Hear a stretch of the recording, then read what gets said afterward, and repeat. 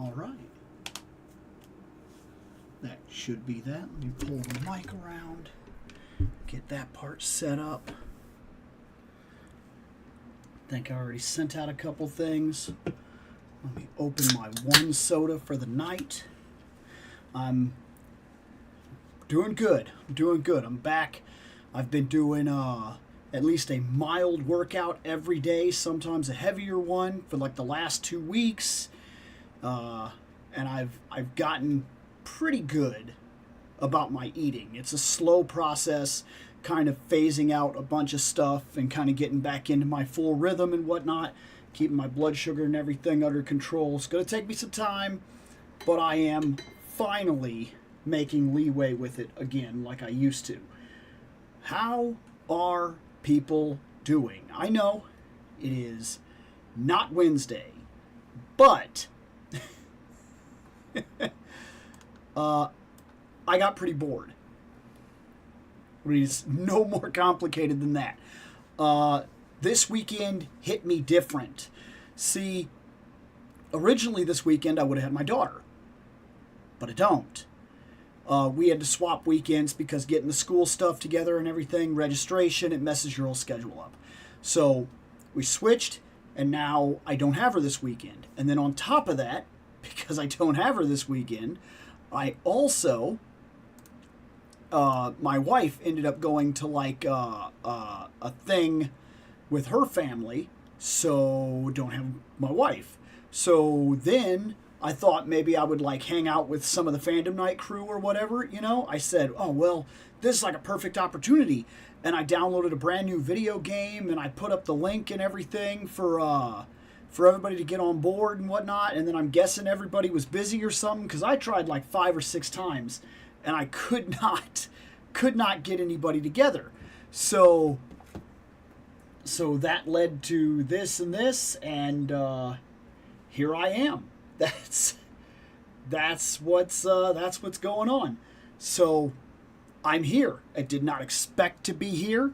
It's Saturday night and everything, but I'm here. I'm hanging out. It's time. Yada yada.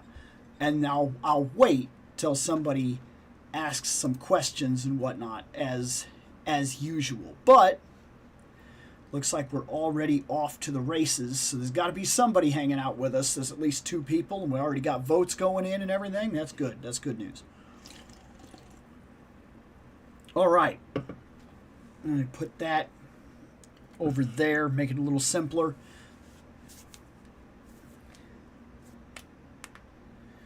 But that is why I ended up here tonight instead of like waiting all the way till Wednesday. Also because today I got working on a couple things, and when I did, I was rearranging and bringing in inventory, stuff that had kind of been set to the side and whatnot. And I ended up finding out that we are, because I had to take a real break, like a real major break, I'm now way behind in terms of opening and whatnot. I'm also way behind in terms of my editing, if I'm being perfectly honest. I still have the last 2 lives that I have not actually like broken into chapters yet. I'll get there though. I got like 4 videos that I finished edit today, and then of course I'll start posting them. Let's see. Hi Bill, on my lunch, but here, question. Fire and ice chair or Mephisto chair? Ooh. So, I haven't got a fair look at the fire and ice chair. I mean, I know what it is. I know that it's the Necron chair. What is that going to mean in terms of how good it is? I don't know. If we're being perfectly honest, we never saw every angle of the chair in the animation. I mean, we've seen the chair, but on this one, regardless of any nostalgia attached, I'm going to go ahead and lean towards the Mephisto chair being the better chair. that's coming, because we do. We have both those chairs on the way now. Hey, what's going on, man? So I'm thinking, not that I don't want both of them, but yeah.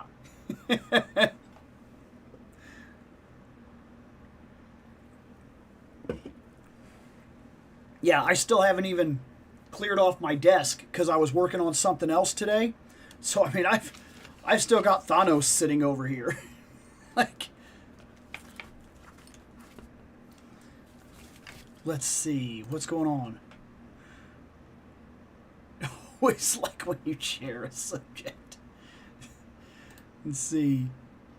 Been watching your shorts. Clearing out the DC shelves has been therapeutic, huh?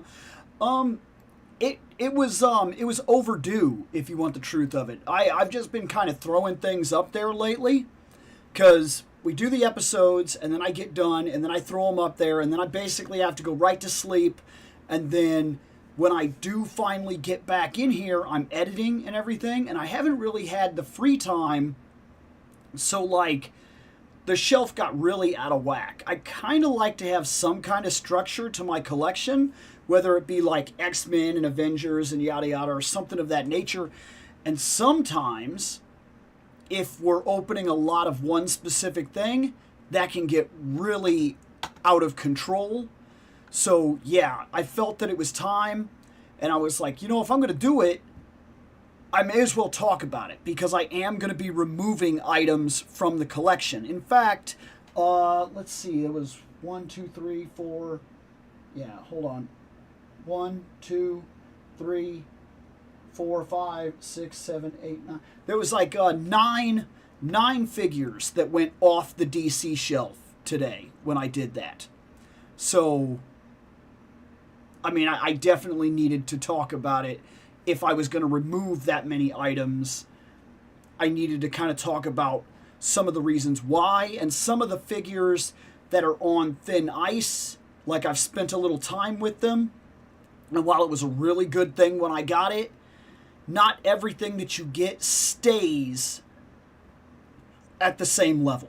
That's what I'm trying to say. Not everything you get will stay at the same level of how good something is when you first open it. Sometimes you spend some time with it, maybe it doesn't pose well, maybe it's top heavy, maybe it doesn't balance, maybe the joint configuration is bad on the ankles or something.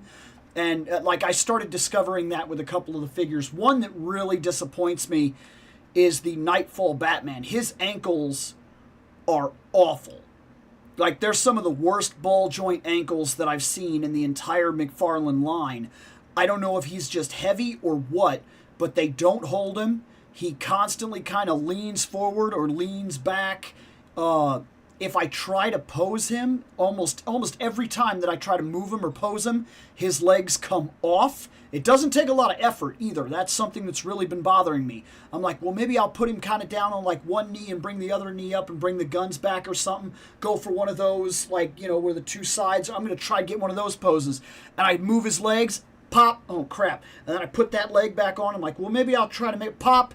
And so, like, his legs coming off, his ankles being bad. That's one of those figures that he's on absolute thin ice. If I can find anything better that replaces him, he's gone. I think the one and last throne type of deluxe from Marvel Legends would be Doctor Doom and his throne. That would be neat. I wonder what it would look like. Like, I don't picture that in my mind, what his throne looks like, or if it has a regular appearance that stays consistent. Also, Bill, didn't receive a notification that you were going live, so happened to see your live when scrolling my subscriptions. That's happening a lot, actually. Like a lot. Let's see. Oh my. So, right now, all three are winning. Or rather, three of them are winning, and we are in a tie break. Let me go see what's going on. Looks like we have 3 viewers currently going by YouTube. Well, no. Now it says 4. We'll give it the time that we need to give it. We'll see what happens. Right now we're at 9 minutes. Usually I try to cut these at 10, but right now we have no clear winner. So that's not great. I mean, I could just do one from each line, to be fair. That's not exactly a bad thing either. We'll see. We'll see what happens. So,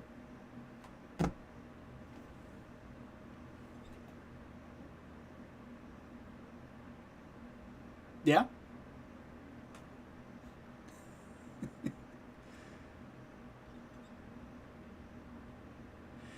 So, I do still have 2 Super 7 that are waiting. I have not received any other Super 7 from that time, but they are set to go into rotation. For whichever one wins this, it's taken out of rotation, and then that one goes into rotation. Let's see. This is Herbie. Okay? That's what he is. You see him? He's right here. I don't know how this is going to work yet. I don't know because, 1, I've never done this. 2, I have no idea how this is going to go over or when I'm going to do it. But this right here, I don't know, maybe you could even argue this is a life-size Herbie. Yes, from the Fantastic Four movie. That's what he is right there. If you push this button here, this button here puts this little light up, and it projects, not that you can see it. Well, maybe you can. Let me see. No, you can't see it. It projects, oh yeah, there you go, the Fantastic Four logo. So it has a project that it does, and then this button here will play the theme. It's pretty cool. It is articulated for what it's worth. It's not super articulated, but it does move. It has its fingers and everything like that. This was what they were selling at the movie. So it has a bunch of little panels and everything, like supposed to be for candy, and then of course there's supposed to be a popcorn area in his back or something like that, I think. Probably something like that, I can't remember. No, maybe that's not what that was for. But there's a whole bunch of really cool stuff going on with him. The head opens, the back opens, the front opens. It's really big. This, the reason I am showing it to you, is not just because I got it.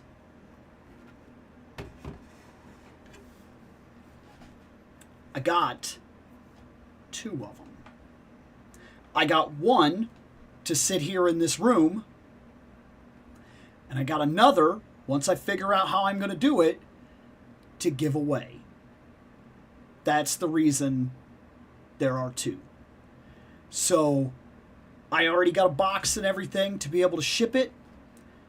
Now I've just gotta determine exactly how I'm going to do it, like how I'm going to pick a person to give it away to and how I'm going to work out that whole situation. I've never done a giveaway. This would be the very first one that I would ever do. I'm not going to do it today, but it is something that I'm planning on. And I hope that it's going to be cool. Like, this guy is pretty cool. He's really, really different, and it's just like a neat, really gimmicky thing. He does take batteries. It's like a little watch battery or whatever. Like I said, it does the theme song. It projects a little light. It's decently articulated for what it is. It has a bunch of openings and things like that all over him. He's cool. He really is cool. He really is neat. And I'm going to give one of them away. I don't know exactly when, but I'm working on the details to be able to do it literally right now. Like, I'm looking forward to it, actually. It'll be the first time we've ever done anything like that. And if he goes well, this will probably become a little more common, that as I pick up things, or even if I take things off the shelf, I may start deciding that it's not for me, but that doesn't mean it's not for somebody else. I could start doing something like that. Oh, okay, so we're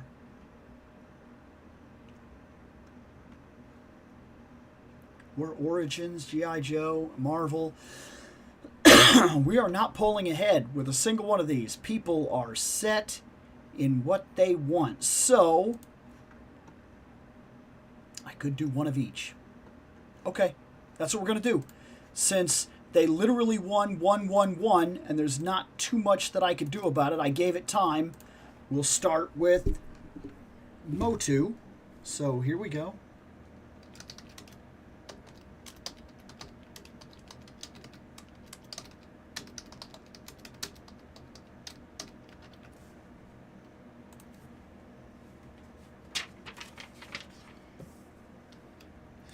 So I have this one, and I have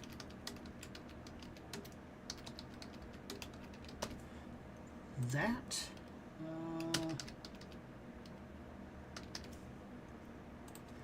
And then I also have there. We'll run with those first, see how it goes. And then after Motu, we will move over to Joe's, and then we will do Legends. I'm actually surprised. Oftentimes we come in here and the DC wins pretty much outright easily. But I guess it just depends on who's here at what time, to be fair.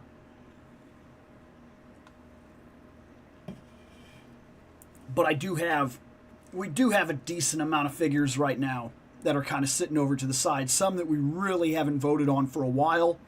So it's actually good. And some of them we have actually completely phased out at this point. Like Loyal Subjects is off the table. We've done every single one of those.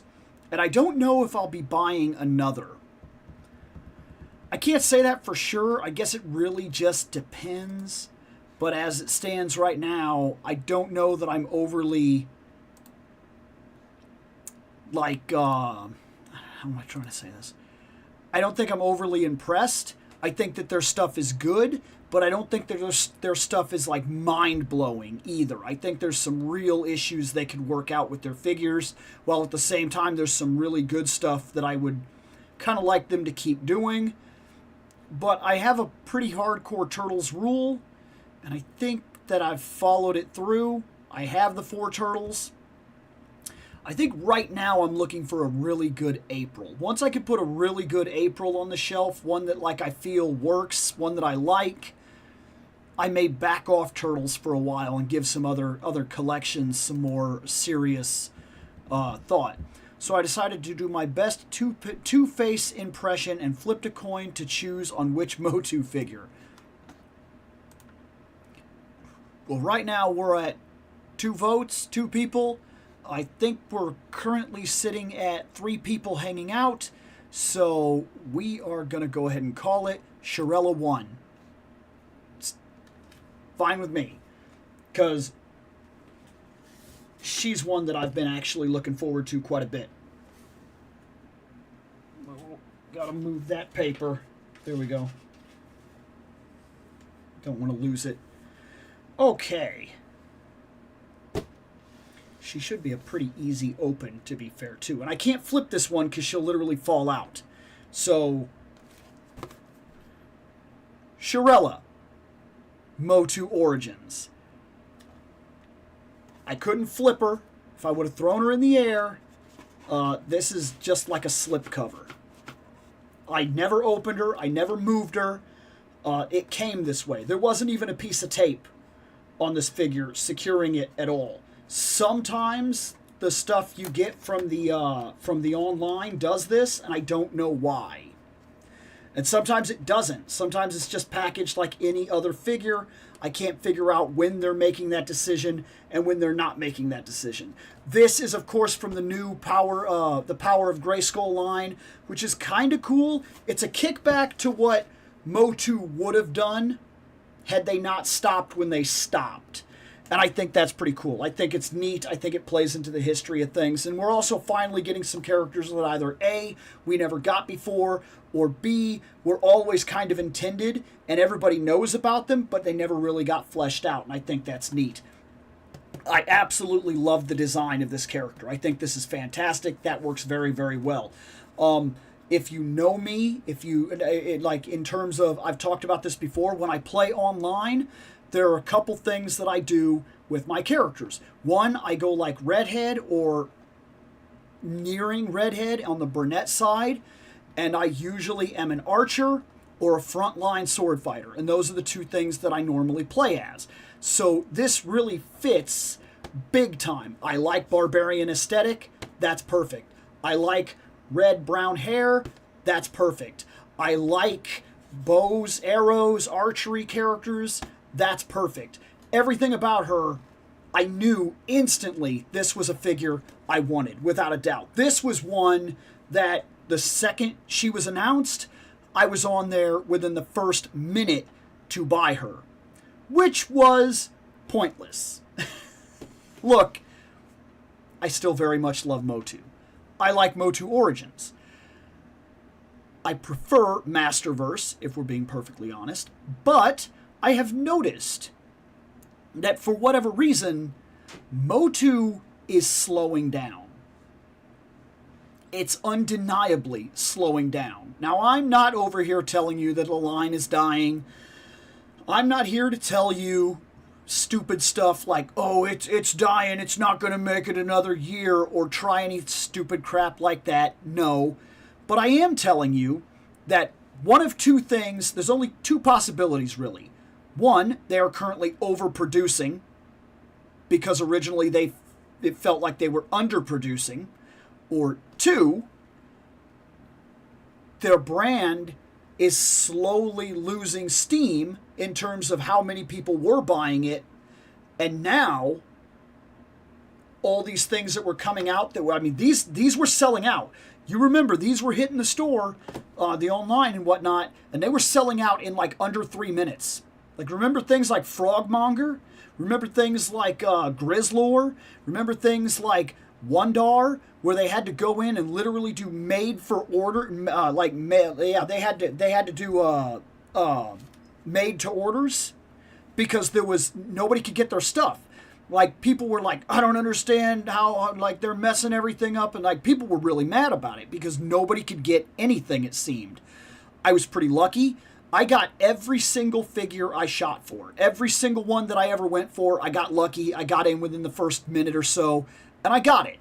I was kind of lucky about that. And I was 100% noticing that I was getting lucky. There were even some times when I got in, and I was like, holy crap, let me get this. And then I put it in, and like my card, one time I remember I was in a bad area in my building, and because I'm working like this big, it's either metal or concrete everywhere. So where I was, my phone was very slow. And I remember I lost connection 2 different times before I finally got it to take my card, and it was like 15 minutes in. And then I remember it was about 20 minutes in that I went to refresh it, and they were sold out. And I was like, whew.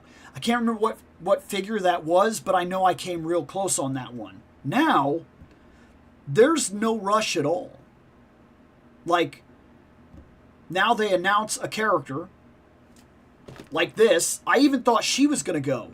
I think you could still just get on and get her. I don't think it's a big deal at all. Like the last 5 or 6 releases have just been simple. You just get on and get them. Like whenever you feel like you'd like to get them. There's no rush right now. Some could say that's a good thing. Some could also argue it could be a cause for concern as to where the line currently is and how it's performing. I don't know which of those to side with right now, but I am watching. So, let's open it.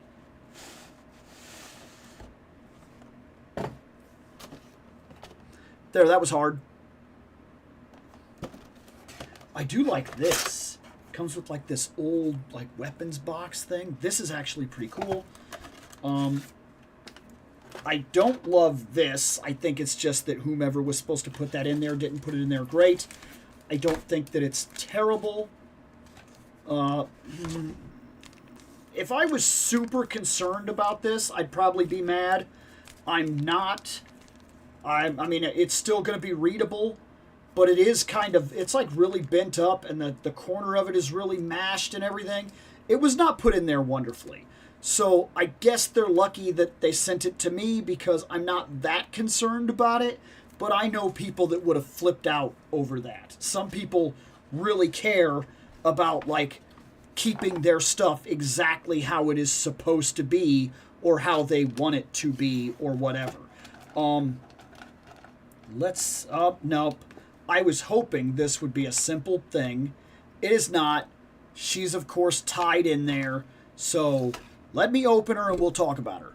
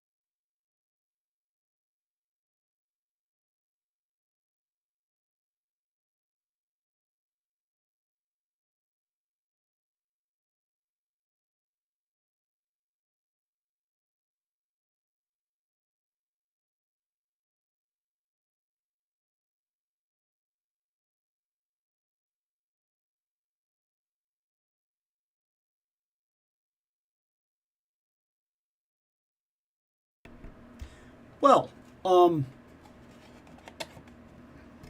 I guess this is just a stand. Like, there's nothing in it. Maybe it's a place to keep your weapons.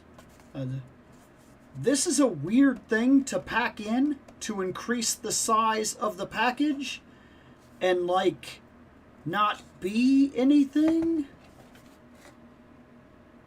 I mean, like, I see no indication in the artwork.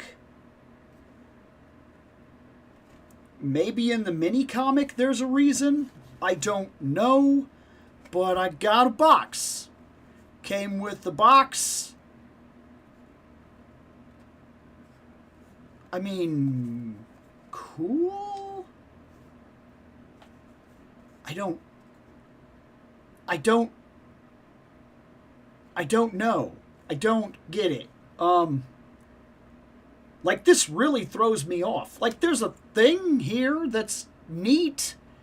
If I had any understanding as to what that thing was. That, this, and this, that, and there. I got a box. There was nothing in it. I opened it. Nothing. The bow and the arrow was in the plastic. And she, of course, was in the plastic. So, like,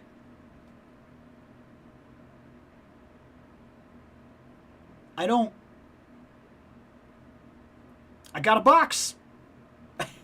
I don't mean to necessarily harp on that, but, like, it's weird. It's weird that they would include it. Like, and there's no purpose to it at all. Now, I haven't watched anybody else's review. I'm pretty careful about that. I try to stay away from people's reviews until I have had a chance to talk about a figure. That way it doesn't hard influence me. But, like, weird. So, one thing I'm liking right off the bat about this figure, aside from the fact that that's pretty much perfect. Like, that's exactly what I want from a barbarian-esque figure. This is perfect. I like the top. I like the fuzzy shorts. I like the boots. Maybe a little more paint would have been cool, but this is Origins. It's designed to kind of feel like an old toy. Mission accomplished. They did it. It does. It feels modern because it does have better articulation, and it has arguably better paint than they would have had back then. But at the same time, they do slack on parts of it, not calling them out. They slack on parts on purpose to kind of give that old feel. It's supposed to feel like a toy that would have come out in the 80s that you would have bought when you were a kid. Spot on. Normally, they're perfect about this. They put just enough in to modernize and leave just enough out to make it feel like it's supposed to feel. It's fantastic. So, the quiver is an effect for what it's worth. Those are not a bunch of arrows. They're just like they're fake. I mean, they're sculpted in. Like, these don't come out. There is a hole in there with just enough for one arrow to go in, and that's the one that she would, of course, then pull out to use in the bow. That's pretty cool for what it's worth. They did not sculpt her a new hand, however. That might not seem like a big deal, but there's a very real chance that she needed a new hand in order to make this work. Because you take this out, and if you want her to, like, hold the arrow... Yeah, this is...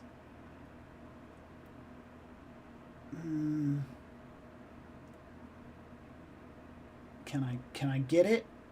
This is rough. Maybe if I bend the hands a very... I don't think I'm going to get it. This arrow is practically useless. Like, I'm sure that maybe if I messed around with it enough, I might get it. But it would need to be absolutely perfect. And it's... Oh, did I get it? No, I didn't get it. This arrow's bad. I get the idea. I even kind of appreciate the idea. It's cool. It was a cool idea. But getting a picture with this arrow in her hand is going to take, like, tack. Like, I'm going to have to put tack in her hand and then secure the arrow into the hand via tack and then pull the arrow back and then put this in her hand, which this, of course, will go right in her hand. That's not going to be an issue at all. There. It's there. She's got it in her hand. Like, but I don't see it happening. That's the problem that I have. I'm pretty sure the idea is that she would hold the bow with this hand.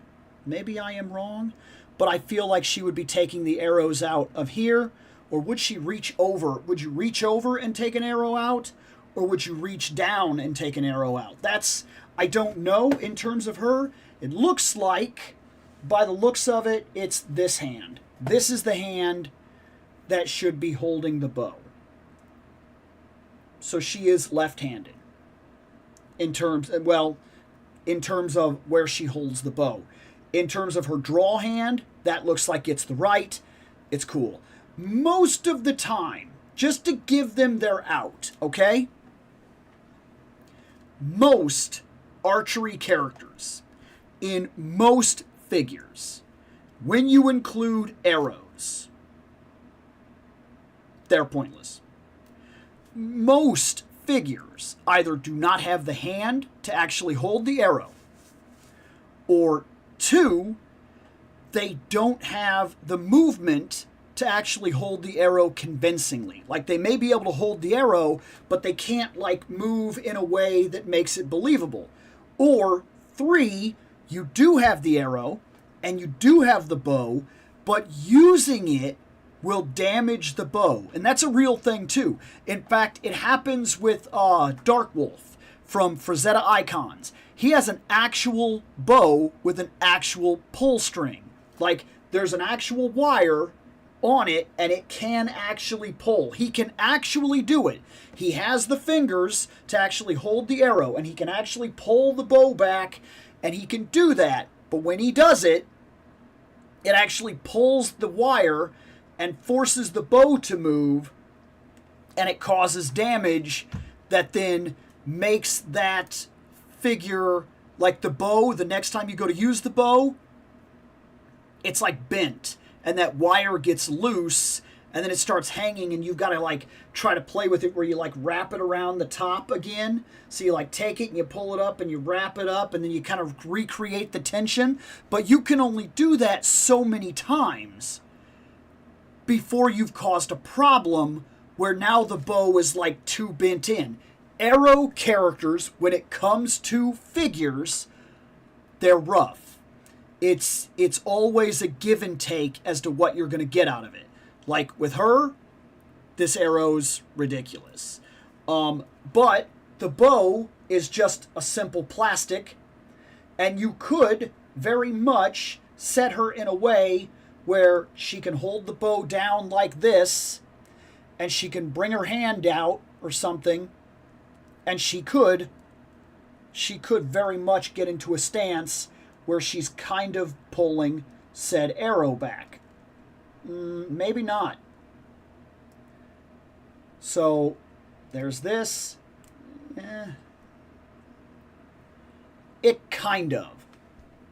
Once again, I'm willing to leave this alone a little bit here. This is a toy that is meant to feel like an old toy. Okay? So by the grounds of that, this would probably be fine. If I was a kid and I'd have got this, and it was the early 90s, and it would have had a bow. In fact, I did have a couple characters that had like crossbows and stuff like that, and I would just put it in their hand, and it never bothered me. That was never a thing that I was too worried about, and I'm sure that most of the adult collectors that are collecting this line, me included, know what this is. It's made to feel like an old toy. Can I get some good shots with it? I think that I could. I have a couple of dinosaurs and whatnot, and I actually think that I could probably take her outside. I could set her up properly. I could have the dinosaurs, and with a couple good tricks with the camera, I could probably get something real cool with her. I wish she also had a small sword. I can get her one. I have plenty of Motu stuff. But it would have been neat to have a sword, especially since her weapons are more painted than other characters' weapons. So like her bow has the string that's one color, this little part up here which is that gold, this down here which is one color where she holds the bow, it's like a wrap, and then that goes into the gold, and then that goes into the wood. That's pretty good. For what we're looking at, that's a lot of paint apps on her one weapon, where other characters like Wondar, all his weapons are just brown. Brown gun, brown axe, brown sword, and no indication whatsoever that they're anything. He may as well have wood weapons. Like there's no wrap on it or anything like that. There's nothing down at the hilt. You just have what you have, and then you get over it. But like I said, that is part of this line. It's designed to be that way. That's the reason I let a lot of it go. It doesn't really bother me, but it is something to talk about. Lastly, her face. I saw some people, and by the way, she also has a lot more paint apps than I've seen on some other figures. Because, does she have upper torso movement? No, she doesn't. It's misleading. They actually left enough of a gap right here that it made me feel like maybe she had a new joint that the other figures don't have. She does not. Also, a little bit of realism, and this is going to be weird for me to call out, but it's a little bit of realism. People in action figures are always perfectly proportionate. Like, it's a weird thing to bring up, but it's true. When you look at the female characters that usually come out in the line, these are both perfect all the time, and one side never is bigger than the other or whatever. Not true here. I don't know if this was sculpted on purpose, but it's real. This entire thing is pulled slightly over here instead of being perfectly down the center of her chest. That's realistic. It's an interesting, tiny little piece of realism that may be on the toy accidentally, but it's there, and it's interesting, and I kind of like it. It's kind of neat, actually. The face is pretty good. I heard some people got really bad faces. Mine and my camera never does very well with this, but I got a pretty good face. Also, I have to say one thing about her that's kind of interesting. She looks like when I'm looking at this figure, she looks like she may have two possible real world things, people that I could call out that like would have played her perfectly. Like, I don't know this for sure, and maybe I'm seeing something in my mind's eye that's not there, but I think had somebody been casted to play this person, two people come to my mind right off the bat with her in general as to who she actually looks like, as well as the artwork that comes with her specifically, like this, here, and here. I think, realistically, the girl that played Mystique, her name is Rebecca, is it Romaine? Her name is Rebecca, I think. The woman that played Mystique and is currently playing number 1 in Star Trek Strange New Worlds. I think when she was younger, she could have played this person. I think that would have been real cool. And also, strangely enough, I actually wonder if they modeled part of that face off a younger Carmen Electra. It could just be coincidence, but it seems like if you put a beauty mark on her, she could probably be that person. That's all my first impression that I get out of her. Is the hair in the way? No. Surprisingly, no. She cannot look up. She can look down. I think she's cool. I think my legs are a little funny. But then again, that's true for most of the Motu figures, if you want the truth about it. She does have some ankle rock here, so I'll be able to fix it. Curious, if I put her down right now, will she stand if I put her down? Can I get you to stand easy? Yeah, no problem. She's standing. Fantastic. That's interesting. She's good. I like her. Very simple, exactly what she's meant to be, but she fits that barbarian status perfectly. Like I said, I like the animal fur, I like the face, I like the design.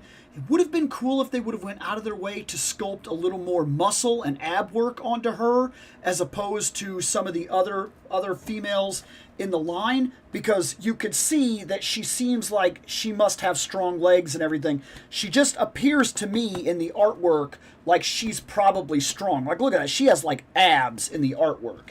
I'm not saying that other characters don't, but like there's a difference. Like when you see She-Ra's magic power. She doesn't have to be strong. She can look literally like a supermodel or some sort of television actress, literally perfect frame, but not muscular, and she is still believable as a warrior because she has magic power. You can't really get away with that with Teela. She needs more of an athletic build. You have to believe that she can do the things she's doing. And I think this is also the truth. I'm not going to call it out because all of them are built like this. Pretty much this is still the same interchangeable female parts that we've had throughout the entire line. I could pull the legs off, you wouldn't notice. I could pull the entire bottom off, you wouldn't notice. I could pull the arms off, you wouldn't notice. I could switch this with 5, 6, 7, 8 different characters in rapid succession, and maybe the skin tone would give away the fact that I was switching things, and that's about it. It's a good figure. It really is. And I'm actually looking forward to when, because right now, there is a new line of Conan figures coming out. And they're built to kind of look like this. They're very much built in this scale and this design. There's a Conan, Red Sonja, and there's a skeleton that's coming out. And I'm actually looking forward to putting her with them, not with them. Like, she just feels like she would belong with the Conan characters. And I'm thrilled for that, because that's kind of what I want. is stuff that intermixes into my barbarians, not so much things that sits on the Motu shelf and will only ever really be recognized as Motu. But that's fine. And, I mean, I did get a box, so yay.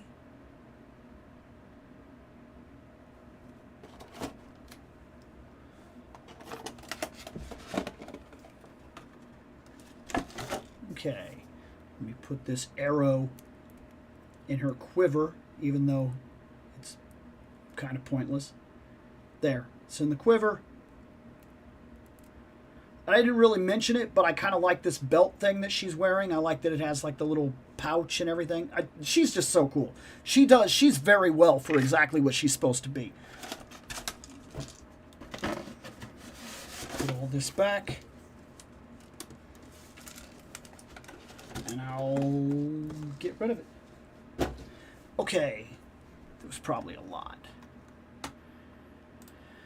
Yeah, I'm definitely here on a day that is not normal for me. I'm trying to make that Wednesday my normal day, but guys, I was bored like crazy all day today.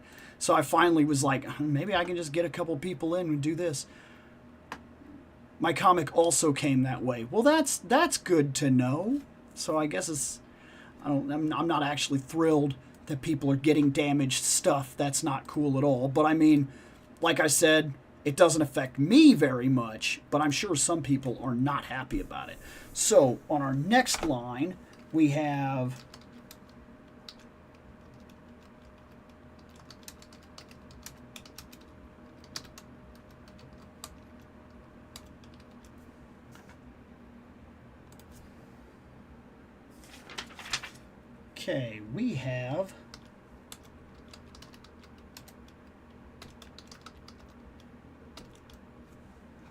I know he's there. We also have, where is it? Where is it? There it is.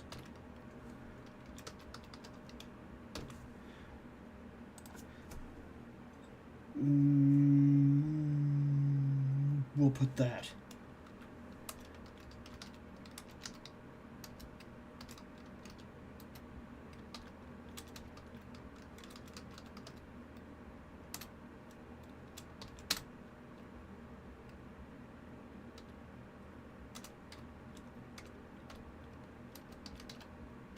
And yes, those two count as one character. I have to open them together. And then the last thing I have here, you know what, that'd be cool.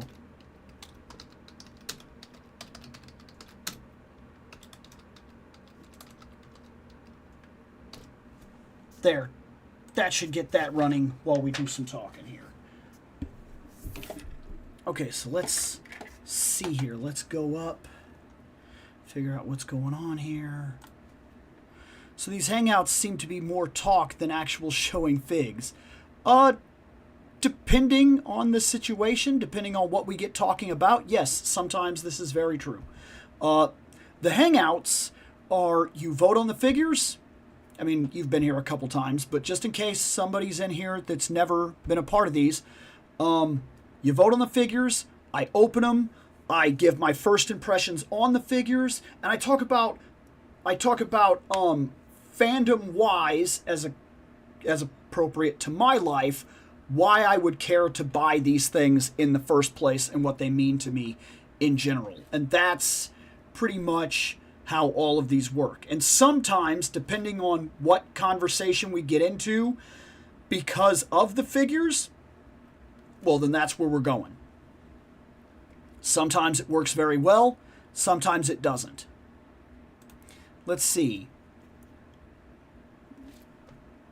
There have been 3 or 4 people at least. That's it showing. Yeah, and it's I don't understand 100%. Sometimes we've had as many as 16 people hanging out, and then sometimes we only have about 4. It's catching on with people that it catches on with, and then I think with people that it doesn't, it doesn't. And that's just going to be the nature of it, and I'm not too worried about that. I'm here to talk about toys, why toys, the industry, fandom in general, and the people that get on board, and the people that don't, that's fine. My show's not going to be for everybody. I get that. My attention span is limited. Jangle those keys in front of us. Show us that sweet, sweet plastic. And some figures I spend real time on, because some figures I have a lot to say about the figure and like things like that. But then some figures, there's not really a lot to say. Like, how do I put it? How many times can I possibly explain a Motu Origins figure to you where it's basically like, this is yellow He-Man with a Trapjaw head? Like, I mean, you know what I'm getting at? That's the truth of it. So there's not really much to show off sometimes with certain figures, but there may be talking points to every figure. And if that's where we end up, that's where we end up. I actually like when someone explains or gives an opinion on their story behind a figure. It makes it a bit more interesting and informative. And I feel the same way too. I mean, you could go, how do I put this? The reason I started doing the show the way I'm doing is because Pixel Dan has already reviewed these figures. Toy Shiz has more than likely reviewed these figures. Like Optimus Prime has probably, Shartimus Prime, sorry, has probably already reviewed these figures. Like, there's a lot of figure review people out there that do nothing but turn the camera and talk nothing about just the figure. Figure. I'm not saying they're wrong for doing that, but I am saying that there was no way I was ever going to stand out or have my show mean anything for anybody if I did that. And the reason I say that is because the only thing I've really got going for me is my personality and my ability to talk to people. That's it. I'm being perfectly real with myself and what this is. Chances are, every single figure that I talk about, will talk about, or have anything to say about, has already been reviewed 50-something times before I get to it. This felt like the better way to do it. I allow votes. If you want to hear me talk about something, if you want to hear a story about my past, if you want us to talk about subjects, if you want us to see a very specific figure, maybe something new just came out, and maybe I have it, and maybe I am the first person you've come across that has it. But like, let's be honest about the situation. The Fantastic Four figures, I have all of them. If they get voted on and people want to hear me talk Fantastic Four and they want to look at some figures, we'll do that. But realistically, you could go type that in right now on YouTube, and because mine don't show up till almost like 2, 3, 4 weeks after everybody else has already got theirs, I'm never going to be able to compete on that scale, and I was never looking to compete to begin with. It's really not what my show does. And I think that's where I stand out. That's what makes what I'm doing here a little bit different. It's not for everybody, but for the people it is for, we got a lot of talking to do. That's just how it's placed. That's just how it's placed with an empty box. It's so weird. I thought it had a weapon in it too. Yeah, no, that's so weird. I like that you got one and you. Why would they just like give us a box? Like, that's so weird. Just in case you throw out the main box, they give you a second box to store the figure in? Sure.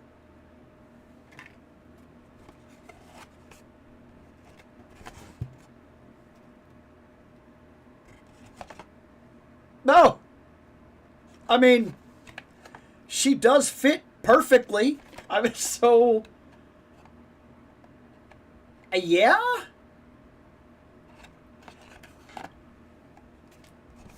Sure. It's her box, specifically, I guess. It's so weird.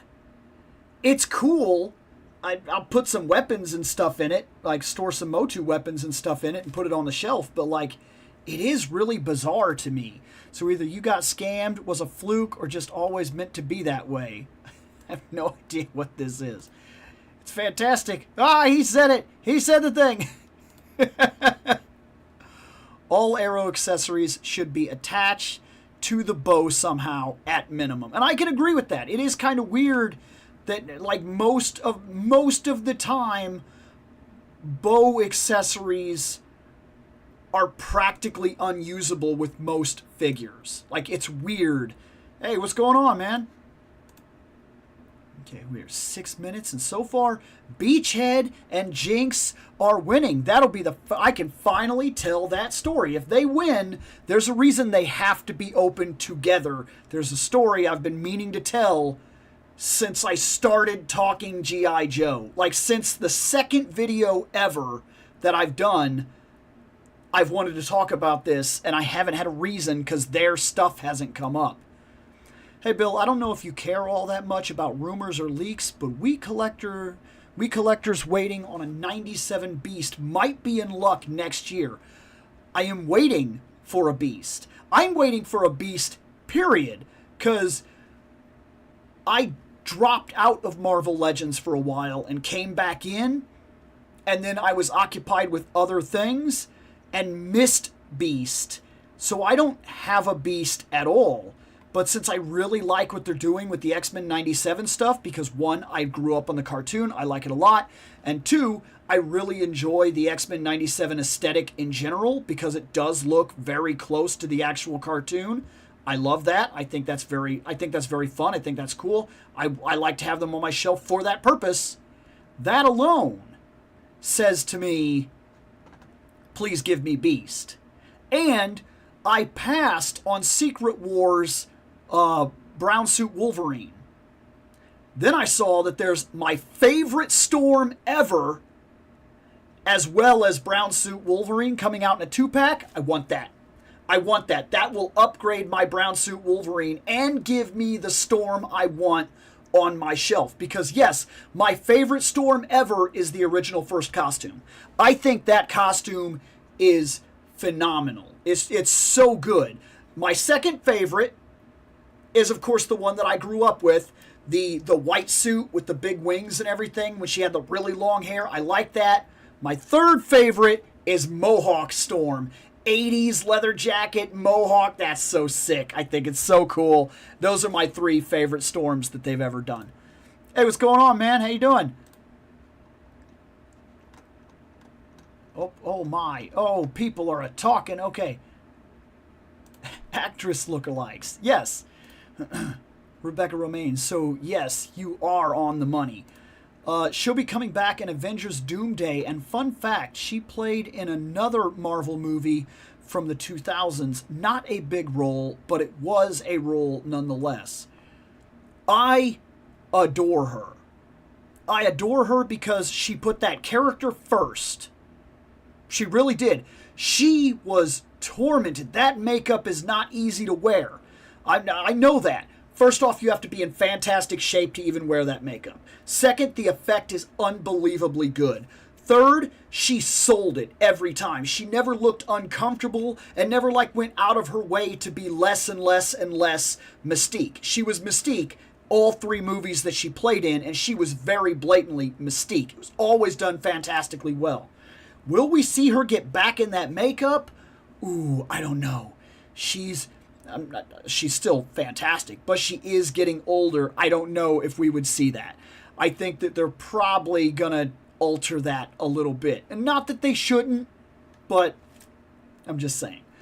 Dude, I love her. I really do. And she's so good as number one. She's one of my favorite things in Strange New Worlds. Did I see Fantastic Four? Oh, yes. Yes, I did. And I'm going again because my daughter wants to see it as well.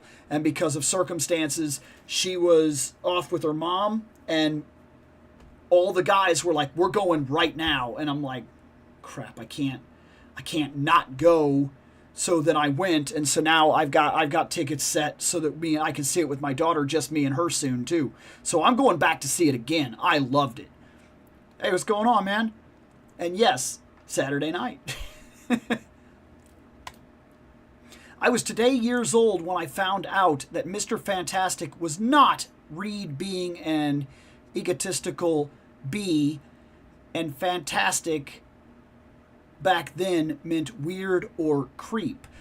So one thing that gets revealed later in the comic books is that Reed felt responsible for destroying their lives. He felt like he destroyed their lives. And to be fair, not exactly 100% his fault, but also he did do that.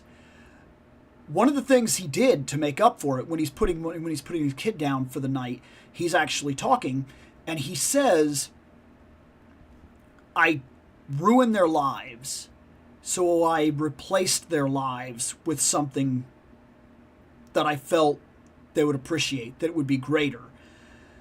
I made them celebrities. I made them famous. I gave them all the love in all the world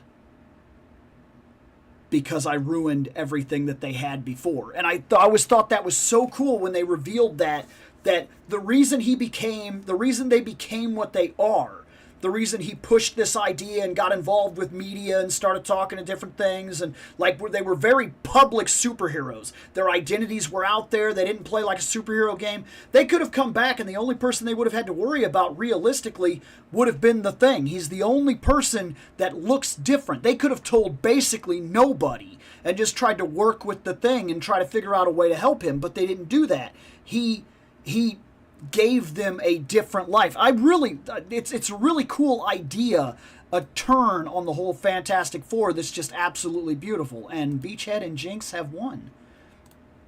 Because, well, freak show sounding names, the Invisible Woman, the Human Torch, the Thing, and then Mr. Fantastic sounded like, oh, come on, you selfish.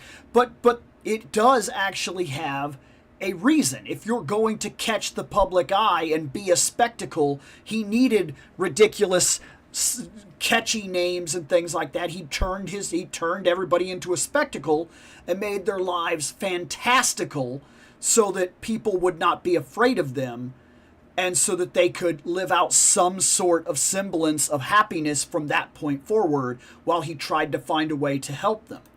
I love that they added that detail into the Fantastic Four. I can see why Doom hates you. I really want that snake layer, but waiting to see if they do like Eternia, where you can pay $50 a month instead of all up front. I can get that. It would help, wouldn't it? It would help, definitely. First person that I watched got me into collecting again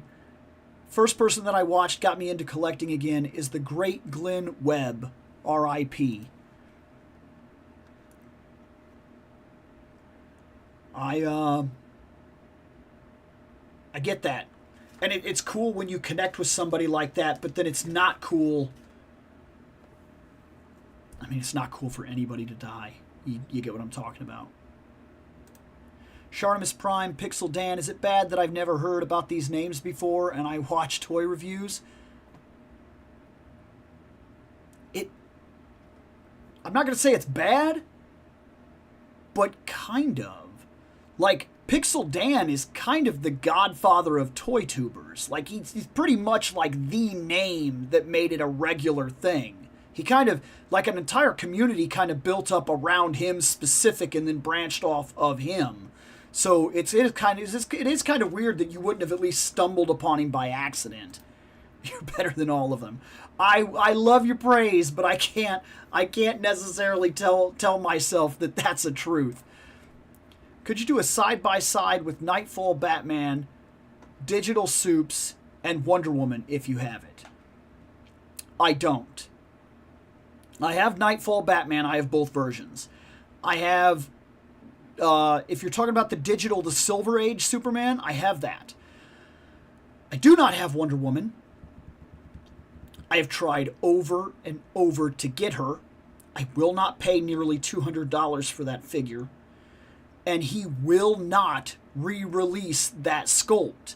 He won't do it. And when he finally decided to do it, when he finally decided that he would re-release that buck, for some reason that I cannot possibly fathom, he just did one of those stupid bronze statue things.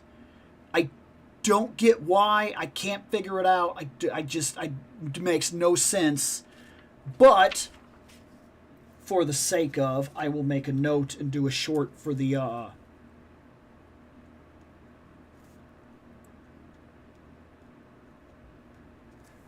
I will do a Trinity short as soon as I can get everything together. First toy reviewer, though, I've watched is the Toy Spot and Anthony Customs. Oh, I've seen Anthony Customs, yeah. Hey man, let's not make this a ReploidBill superior, others inferior. I don't think that was the idea. Honestly, just see it as it doesn't matter if it's bruh, bruh, bruh, bruh. I honestly just see it as it doesn't matter if a topic's been touched on to death. Everybody's got a special way of looking and talking with it. Makes it fun each time. I don't know. After you watch 12 reviews all saying the exact same thing about a figure, I don't think that there's anything left to do except for talk about why, how, and interests at that point in all reality. Have you gotten the second Red Sonja figure? How does it fare to the first one? Now, I need to ask a question on that one when I get there. I have the Epic Hacks first Red Sonja figure. I do not have the second one, which was the black and white, which has been pushed back like 4 times now. The black, white, and red, I don't have that one. I also have not put in to buy the gold. I did not buy the smaller one, and I did not buy the pirate one because I actually don't want that one. The steampunk pirate one, that does nothing for me in Red Sonja fashion. It's a neat one-off. I understand it. I've even read it. But it does nothing for me. I don't want it. So I only have the one that I reviewed. Oh, hey, I know what that other box is. It's a coffin for when the figure breaks and you. I got Eternia up front out of FOMO. Then Mattel last minute lets you do the payment plan, and then you still get King Grayskull, which annoyed me. So like, I know some people were real mad about that. I was 100% fine with the fact that everybody got Grayskull. But maybe I'm just different. Like, I want us to crowdfund, and I want everybody to get everything. I'm actually not a fan of the early backers. You guys jumped in here day one. You guys get this figure nobody else is ever going to have. Like, I get why it's a thing, and I get why people get excited about it, but it's a hardcore FOMO tactic to get you in the door, and most of the time those figures aren't worth it. Sometimes they are, but most of the time they are not. And also, when you tally in the idea that that figure is often still part of the overall price value of the set in general, you then also hurt the Kickstarters by doing something like that, and then they bring somebody in. Like, okay, they bring a figure and they're like, hey, get in here on the first week. And I'm like, I don't get paid till next week. There's no way that I can do that. I can't set the money back. I would somehow have to accumulate $300 and I can't do it. Well, now the next week comes and I'm like, if I can't get King Grayskull, I don't even know if I care. And so, like, that was one of those things. I was glad they did that. I'm not a big fan of that. Yes, we already got a beast, a couple, in fact. So here's the thing. And I'm going to go check before I say this, because I could be wrong. But look. Marvel Legends Beast. And I'm just going to go shopping. Gray Beast is $20. Magneto Pack is $180. Very, very Dark Beast, don't want it. There's a Blue Beast, $80. Toy Fair Beast, I don't want that. Gray Beast. Blue Beast in a coat, $110. $260 for still in the packaging. Blue Beast in a coat. Another Blue Beast in a coat. This one being at $180. Another one at $150. Another one $110. Another one $110. No. What's that one? That's just a Blue Beast, doesn't have a coat or anything like that. It's just a Blue Beast comic style. That's being sold on Whatnot. That's okay. That's $70. No. See, once we get into territory like that, I'm going to tell you, we don't already have a beast. We don't. Not in a way that I would be willing to deal with. If you miss out on something, just like the Incredible Hulk, when they did the Hulk, there were a whole bunch of people out there going, we already have a Hulk, and this Hulk is just a bunch of reuse. Yeah, but it's the cheapest, most realistic option to buy the Maximum Hulk than it is to go online and deal with the secondary market, because some of these characters like Beast and Hulk get released like once every like 5 or 6 years, and there's so much time in between there that they get jacked up to like $220. I'm not paying that. So, yes, we have already had Beast in this line multiple times. But since I don't have a single one of those Beasts, and none of them are in a bracket that I am willing to pay for, we do not have a Beast currently. There is not an available on the market MSRP Beast. He's not a thing. He's not a thing.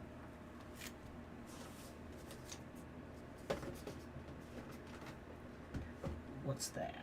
That's one of them. And that's the other one. And this is going to have to go like that now. And that'll go like this. Put my paper back down there. And I need to mark off.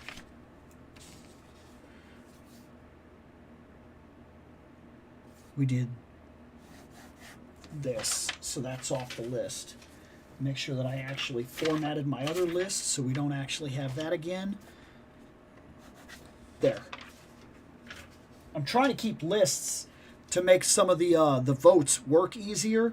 It's a new thing that I've got, so I've got lists over here so I don't have to dig through everything and figure out what I have. I have everything. I did an inventory this morning on a whole bunch of stuff. I'll come back to the chat after we talk about this, because let's do this. Jinx, Beachhead, both of them, same time. They have to be open together. There is a reason. I have talked about this on here many times. I have said I don't have a lot of experience with G.I. Joe. When I was growing up, I played with G.I. Joes. I didn't watch G.I. Joe. I didn't read G.I. Joe. I've probably read 20 comic books ever, at best. I've seen a DVD, which was like a movie, like a CGI type of movie or something, kind of, that came with some, came with like a Snake Eyes. I don't remember what it was, but I watched that. And then I have seen one episode of G.I. Joe ever. Like ever. I don't have a lot of experience with G.I. Joe. I see cool army men, cool ninjas, cool sci-fi combat stuff. And the figures are so utterly fantastic from Classified that it got me interested in G.I. Joe again. It makes me feel like a kid. When I was a kid, I would go to the store, I would walk down the aisle, there were G.I. Joe everywhere. That was a thing. G.I. Joe! It was everywhere, man. It was being sold like crazy. Heck, I bought the Street Fighter G.I. Joes. I remember that. I loved the Street Fighter G.I. Joes. And I remember I had a harder connection to them because I played Street Fighter. I knew Street Fighter. Now there were toys that were Street Fighter, still G.I. Joe, so they matched with all my other guys that I already had.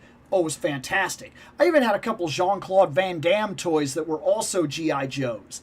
Like, I did like G.I. Joe, but I never watched it. I never got into it. I never knew the lore or anything about it. That was not what I was about. I would walk down the aisle, I would find a G.I. Joe, like this guy, and I would take him off the rack, and I would look at him, and I would be like, oh, he's cool. And then I would look at his weapons, I would look at him, and I would think on the spot what his storyline is. Why does he have the mask thing? Is that because he works in a cold region or whatever? What's with this? What are these? Is that just a bunch of ammo? Is that like part of what he's about? Like, what's with the pants? What's with the guns? Well, how come he comes with double knives or yada yada? Oh, he gets grenades. And then my mind would come up with a storyline, and that's who that guy was. All I would ever have is this info here. Beachhead, G.I. Joe, that guy, I got a storyline. I remember there was minor details back here. But when I was a kid, I didn't care about that. I didn't even read it. I would get this thing home, open it, it's done. I'm going to check it out now. And then I would throw it away. My buddy was really into G.I. Joe, and he kept every single one of these. It wasn't until years later that I was upstairs, because he had a playroom upstairs in his house, and I was upstairs in his house, and I found all these cards, and I started reading them. He was like playing a Sega CD at the time. I can't remember exactly what. And so he's playing Sega CD, and I'm kind of already bored with it because, like, I could even tell back then that Sega CD was just like watching games play themselves. It wasn't blowing my mind. The kind of games that I liked, he also didn't play. So, like, sometimes I would go over there, and it was my buddy, who I spent a lot of time playing G.I. Joes with. He specifically was a buddy who, like, he was my neighbor, and that's why we were friends. So sometimes we would go over, and sometimes we would, like, I wanted to play Final Fantasy or something because I was very much into that stuff, and he was like, "Oh, we're playing Contra or Gauntlet," and I'm like, okay, those games are fun, whatever. And so then I left it alone. So here's the thing. I started seeing all these cards and started reading them. Kind of got me interested. I realized there was a little more realism to it and everything, in terms of, like, there was actual story for all these characters that I already made stories up for in my head. And I always told myself I should probably watch it someday. Like, be neat. But back then, something would leave the TV, and that was the end of it. One night, very, very, very late, like real late, and I can't remember if this was Cartoon Network or Boomerang. Maybe it was Boomerang. I honestly do not remember. But I was on a cartoon channel. This is what I specifically remember. And I wasn't really watching TV. I was over at my computer, and if I'm being perfectly honest, I was probably setting up an emulator. Around that time, chances are I was probably playing with, like, an NES emulator or something like that, and I was trying to, like, play like ROM hack games and stuff like that. I wanted to see what other people were creating of stuff that I had already played. I was like really into that for a while. This one episode comes on. This is the only episode of G.I. Joe I have ever seen. Ever. I see Beachhead in this episode. And he's in, like, a dojo with Jinx. And they're fighting. They're, like, sparring with each other. And, like, Beachhead is keeping up with Jinx, which I remember even then when I was watching it, I was like, so, like, Beachhead can fight, like, ninjas? Is he supposed to be that hard ass? Is he supposed to be that cool? I mean, I guess maybe he could be. I don't know anything about it. Well, that's neat. I remember I watched that episode. These two people in a dojo fighting is the only episode of G.I. Joe that I have ever seen. Ever.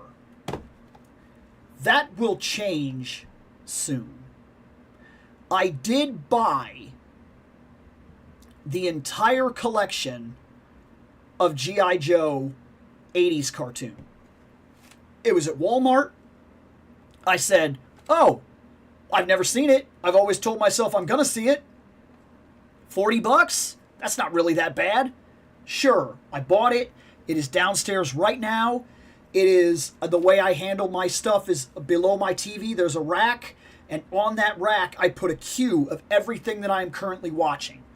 Currently, there's some stuff in front of it, but as I'm knocking that stuff out, I'm getting closer down the line to that being one of the series that I'm going to watch. So I will finally watch G.I. Joe as an adult. All these years later, I have no idea what to expect. I don't know if this is going to be a show where I can turn my brain off and it will work, or if this is going to be utter trash. And there's a real possibility. Because, look, I know people love the Teenage Mutant Ninja Turtles. I know people love that 80s show. I have tried, literally tried. Within the last year, I tried twice to watch that 80s cartoon, Teenage Mutant Ninja Turtles. The intro is good.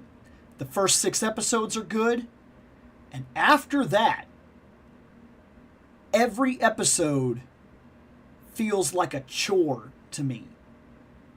Like, I cannot do it. I can't watch it. It just feels like a bad show. I don't know if this is going to be the same situation. I don't know if I'm going to watch this and be like, oh, guess I wasn't really missing out. It could be, because I've watched other 80s shows. I watched He-Man and I enjoyed it very much. I turned my brain off and I went with it. But the argument is that some shows still have storyline merit. Some shows are literally event of the week, same story every day with some jokes thrown in to keep kids occupied. Some shows do not survive without the toys. Some shows very blatantly could have. I don't know which this is. But, that all being said, let's open these things and finally add them to the shelf.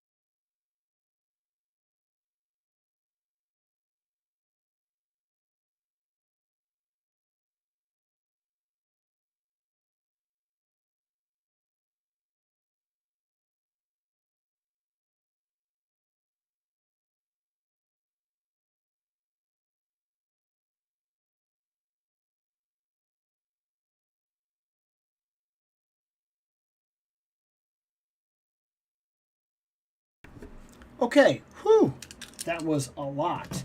So, I actually had this guy growing up. Beachhead was actually one of those Joes that I had when I was growing up. And I'm happy to say, while I missed out on the first one, I did not get the classified version of him. This, I gotta hand it to them.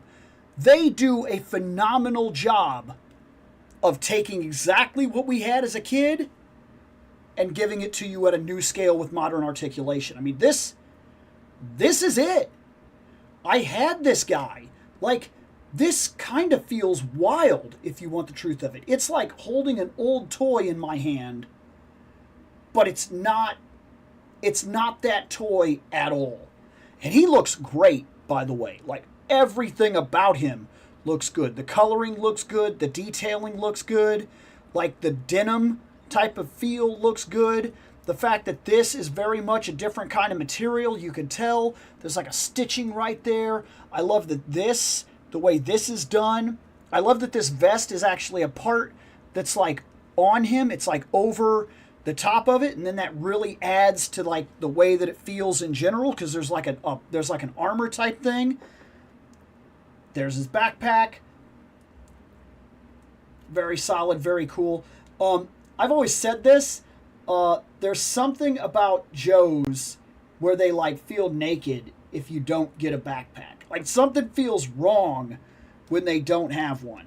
I like that he comes with these retro weapons that are just literally just these like green, like olive green-esque, because that's very much like of the time. Like, that's what we had. I don't actually know. I think these are bombs. I would have to look up exactly what he is, like what his job is. That's pretty cool. This is his gun. It actually has like a silencer thing on it. Is that? Oh, okay. And I see, once again, they went out of their way. I love this. Like, I've heard some people say I make a bigger deal out of this than than it really is. But like, look, guys, when I was growing up, he had a gun,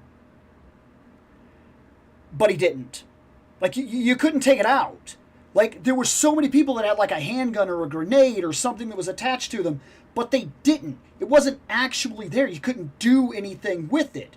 I think it is so cool that every single item that this person has, at least from the experience that I've been having lately, is an actual item that they have. It's an actual thing that you can carry on you. Like, he actually has that. And then he has this, and the knife actually goes in there. So he has a knife, and he has a knife, and he has a gun, and he's holding all of these items on his person. Then he has this.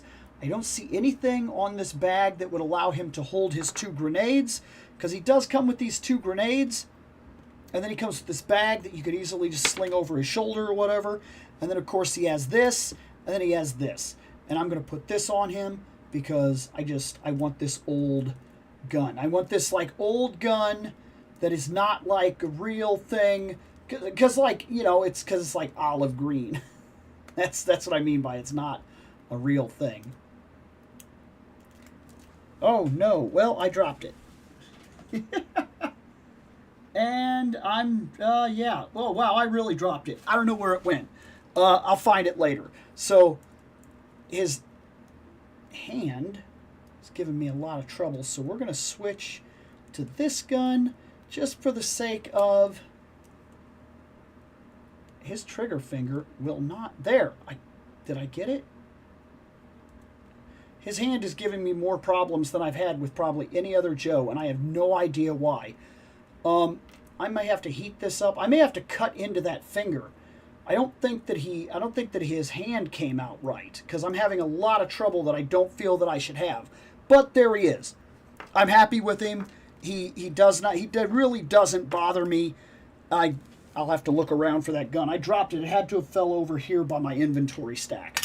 So, the next thing that I got... Oh, and he came with a stand. The next one that we got here is Jinx. And I did hear complaints about this when she was coming out.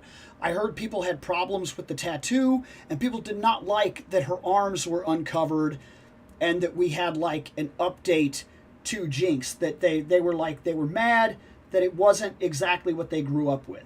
I both understand and don't. I think this is really cool. I think it works. I think it's fantastic. And, crazily enough, this is another Joe I had growing up. I had the all red. I remember this was the head specifically.